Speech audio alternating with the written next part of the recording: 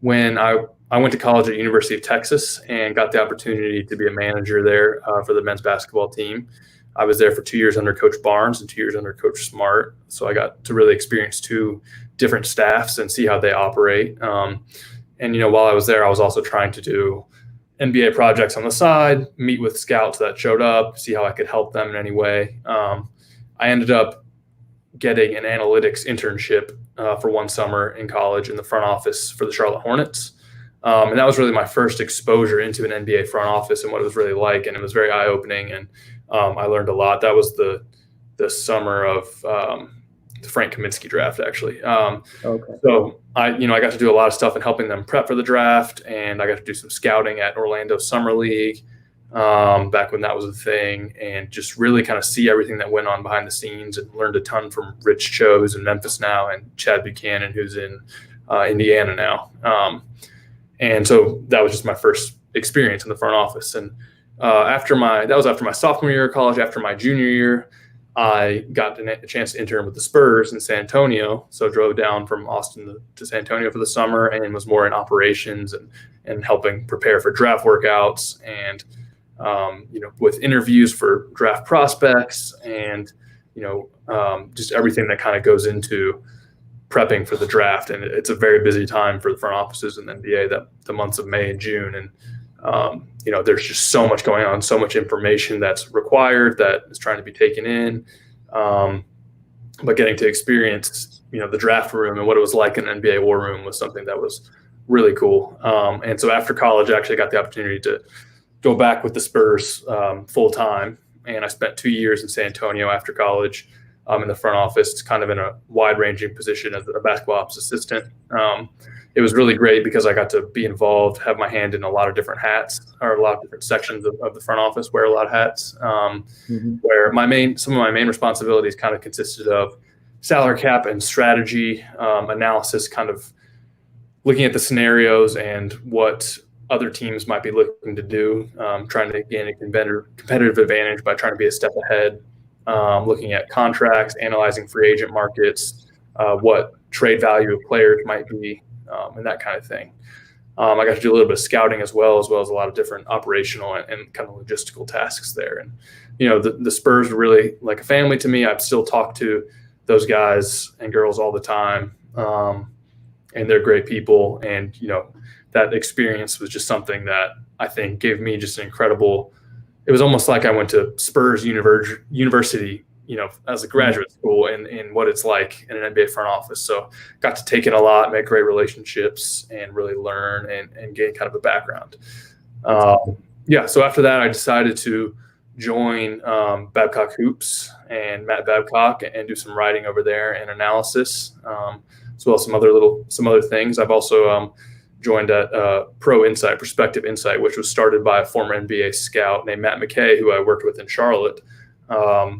And it's a grassroots scouting database for high school kids from 14 on up. We've got kids in the class of 2024 in there, and we work with teams kind of on getting a step ahead, basically information that NBA teams are more focused on, the 2020, 2021 drafts maybe, and we're trying to go down the road and help in any way we can, kind of in a consulting view in that way. So that's kind of where I am now. Okay, very cool. I've seen you've been around a little bit, and you've seen your fair share of things and got a great amount of experience from all over the league. So that's fantastic, and that's some great insight and something that I'm sure a lot of people just kind of wonder about, like what it's really like behind the lines. So that's awesome. So this kind of transitions into my next question here, and it really has to pertain to scouting specifically. You talked about what you're doing now when it really involves looking out into the future. I mean, not just 2 years, but 3, 4, 5 years down the road, and how important that can be for a team when it comes to their future. So I know we're in really different times right now, and teams are just trying to get through this season, just trying to make it through one piece and everybody healthy. But of course, the job doesn't stop of a scout, and things are continuing along, and there's still prospects out there. The NBA draft is still happening in October, so that's just around the corner. And I know you were involved in a piece about this, just how life has changed in the wake of this pandemic. So I just wanted to get some information from you concerning the day-to-day routine of scouts in this pandemic, and what has changed, and how is the landscape different now in July as it was, as opposed to maybe like in February or January, back when things were quote unquote normal, or kind of how they were previously? Yeah, I've written a couple articles over at Babcock Hoops, kind of about focusing on different things, different subjects, and how it relates to front offices and scouting departments in particular, with the coronavirus pandemic. And a big thing for NBA front offices and scouts is they highly value the ability to be very efficient with their time and watch multiple prospects against really good competition at one place on either one day or 3 or 4 days. Mm-hmm. So that's why conference tournaments, you see so many scouts at conference tournaments, at the NCAA tournament, at those preseason holiday tournaments, whether in Maui or in New York or in the Bahamas or anything like that, because you have the opportunity to be efficient with your travel and your time, see 4 games in a day, see multiple prospects. So that kind of stuff is very important. So in the springtime, obviously you have the conference tournaments, you have the NCAA tournament. Neither of those we got to have this year. When you're looking at the 2020 draft, the PIT, Portsmouth Invitational Tournament with the top seniors in the country, that got canceled. The draft combine obviously canceled. We may have some sort of version of that this fall. I don't know, who knows the answer to that question, but as well as the draft workout, the pre-draft workouts. I mean, we don't know how that's going to look. I doubt that players are going to be able to fly to teams' facilities and cities before the draft this year. So, scouts missed out on a lot of that stuff, and those are very important periods and times where not only do you get to watch a player live and get a feel for them live to back up all the film you've watched and what all the stats say, but you also get a chance to be in the building with those teams, talk to coaches, talk to people that might be around the player, and get that all valuable information and intel. So that's different. And looking a year further for the 2021 draft, I mean, the NBA scouts are not allowed to go to most high school events or AAU events or EYBL these days. And so the Nike Hoop Summit, the McDonald's game, Jordan Brand, those are all kind of the first chance for NBA scouts to see some of these guys that might be one and dones live and in person, and they're able to see practices, games, and good competition. So obviously those got canceled. So guys like Cade Cunningham, Jalen Suggs, BJ Boston, Evan Mobley, you don't know. I mean, scouts haven't been able to get a look at those players yet. So their first chance to really see those players live is going to be preseason college practices and those holiday tournaments in November. But the weird part about everything is that's now going to overlap with the 2020 draft that's happening in October, right when college practices would normally start. And those holiday tournaments will kind of overlap with training camps and kind of strategic planning meetings that scouts are usually at attendance of. So it'll be interesting to see how teams kind of reallocate their resources and divide and conquer. It might have to be the method to have scouts focusing on the 2020 draft and others getting a start on 2021 draft kind of in the October, November range. Gotcha. I mean, it's already difficult enough to kind of get a read on these guys. I mean, there's a lot of information that needs to be just kind of driven out from these players, and when it comes to how they are as people, their background and everything like that, and it all comes into play here.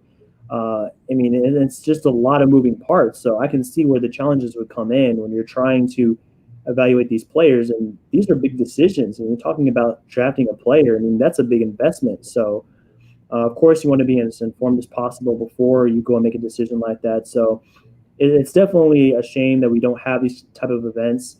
I remember going to the McDonald's All-American game in Atlanta, I think it was a couple years ago now, and just seeing players like Zion and RJ Barrett just to get to perform. And that's definitely something I hadn't thought about before, is just consolidating travel and making the most of your time, going to see these players in one place.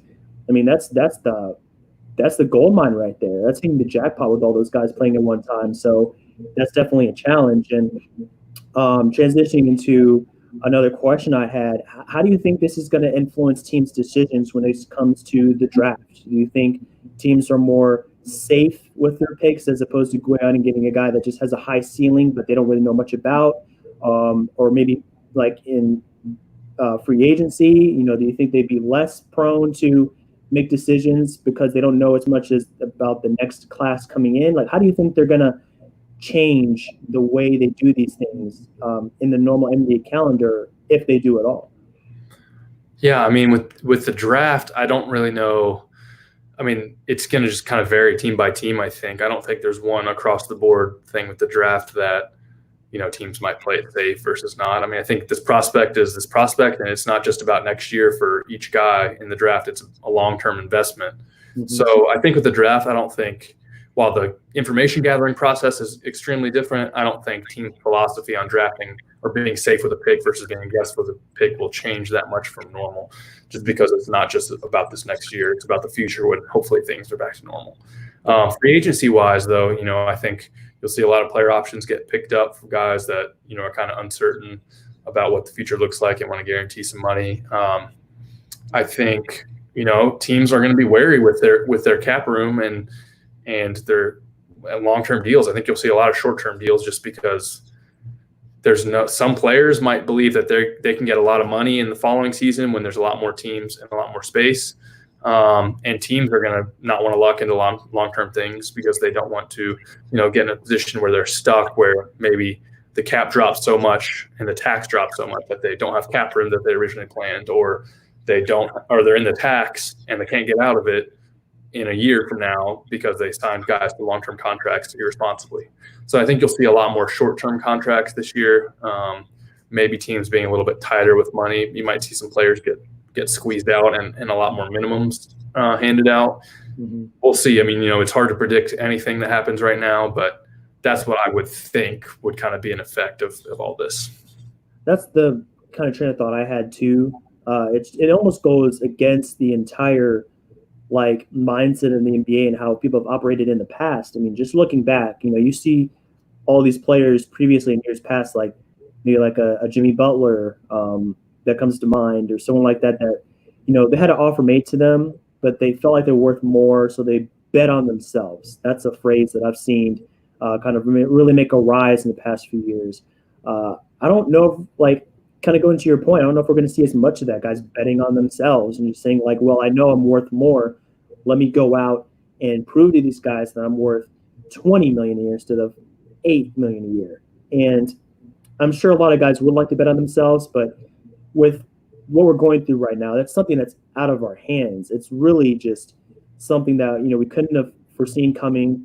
And, the effect that's going to have on the cap, I mean, the players can't do anything about that. So they might be forced to be more risk averse. And that's something that, we're not used to seeing in the NBA. Kind of reminds me of something I wrote way back. It might have been a year ago now, but the whole business in the NBA is to take chances, to take risks. That's where you really find success. My big example, my case study was the Sixers and Elton Brand just kind of going out there and just wheeling and dealing and making all these deals because he wants to be on the top to build a contender immediately. And, for the most part, it's worked out for him. But going forward, I don't know if GMs are going to make the same type of decisions because, we're saying, the cap is going to be fluctuating and things like that. So that's going to be interesting. And then going back to the younger players, I wonder if this is going to affect how many more players go to the G League, maybe instead of going to college or something like that, because we don't know what's going to happen with the college season and the NCAA, how they approach this, and things are changing rapidly. So, I mean, that's a lot to consider. It's a lot to digest, but I guess guys are just going to have to be more worried about that. And it really goes for both sides. The scouts, the players, everybody's got a lot on their plate. And I think just the people that are that navigate this mess the best, the smartest, are going to end up on top. For sure. And that's the thing, nobody really knows what to expect. And something like this has never happened in the modern age. So it's, you don't really know how to react. You just have to kind of evaluate all your options and make a decision. Yeah. And then, my last point here before we wrap up today is, I'm just really excited about this whole landscape. I mean, it is unfortunate, and, I wouldn't wish this, in a million years, but it does offer us some unique circumstances. So, it forces people to think outside the box. So from the salary cap, analysts, how they are calculating the cap, to the front office, how they draft and how they go about free agency, to the players themselves, how they evaluate themselves and the decisions they make on their player opposites and things like that. So it's really interesting to see how they navigate that. And I guess I'll end this conversation with one last question for you, Jeremy. If you were in the position of, let's say you're in the front office, you're making decisions, and you're a GM, or you're in basketball operations, and you're really looking forward towards the future, how would you approach this? You just mentioned before that, it really depends on the team and their philosophy. What would your philosophy be if you're looking at the draft in October, you're looking at free agency at the same time, which is another thing to consider, and never been this close together? Would you be more risk averse, maybe take less chances, or would you maintain maybe a certain mindset or strategy that you've had previously when you were actually in those front offices? Yeah, well, the good thing, the silver lining, I guess, about this is teams have had a ton of time to prepare and still have more time to prepare for the draft and free agency. That's true. And while there has been a lot to prepare for, there's each individual department in each front office, has the ability to kind of focus on what they're doing and kind of come up with a plan. Like I said, and you reiterated, it kind of depends on the roster that you have, what you have in the salary cap going forward, what the owner would be willing to spend. If you're a smaller market team and you're not expecting to have ticket sales anytime soon, maybe your player salaries are going to have to decrease in one way or another. So, there's not really one strategy that I can point to. I guess I would just say that the smartest teams, there's so many minds and so many people involved in this, but the teams, there's an opportunity, like you said, for certain teams to come out on top and on a good side of this when this is all over. Not everybody will be able to do that, but people that are putting in the time and really thinking outside of the box, like you said, will be able to come out on the other side of this all right.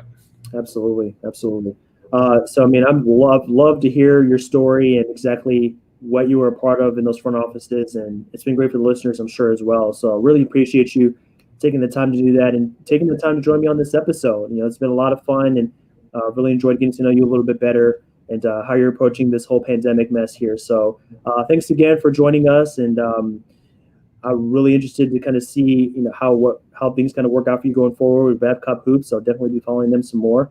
And speaking of them, did you want to give a second to let the listeners know where they can find you, find Babcock Hoops, if they're interested to get more information about exactly maybe you or maybe what Babcock does, and exactly how you guys operate each day?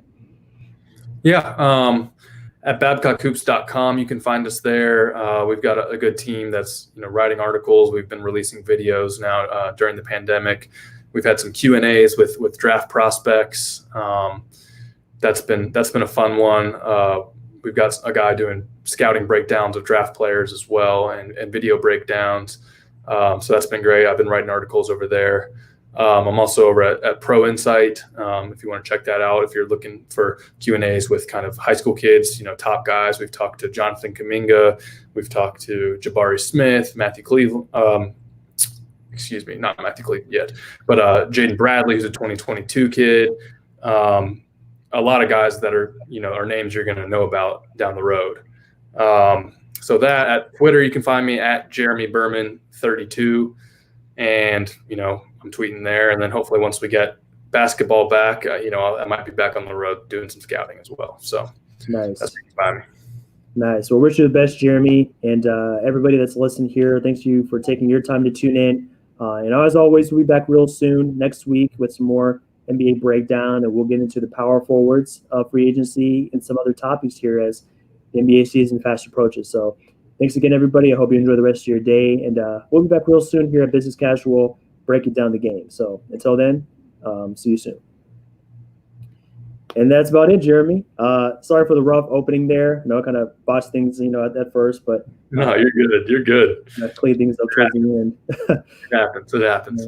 Yeah, man. So as far as this episode goes, I got it all recorded. I'll do some editing tonight, and I'll go ahead and say that tomorrow it'll be out. I'd say tomorrow afternoon. Look for the drop. It'll be on Twitter. I'll go ahead and tag you at the end, everything like that. And then it'll also be on YouTube. It'll just be that segment that was like the last 25 minutes or so where we were just talking about the scouting and things like that. That'll be on YouTube. So that's actually what I titled this video, was just talking about the scouting. So that'll be over there as well to check out. Okay. And yeah, we'll just go from there, man. So I appreciate you again. Cool. Good time. And yeah, for sure. I appreciate it. This is fun. This is the first podcast I've been on, actually. So oh, nice. Yeah, so that was a good first experience, I think. For sure. Yeah, so I'm sure we'll be in touch later on down the road. I might have some more questions for you because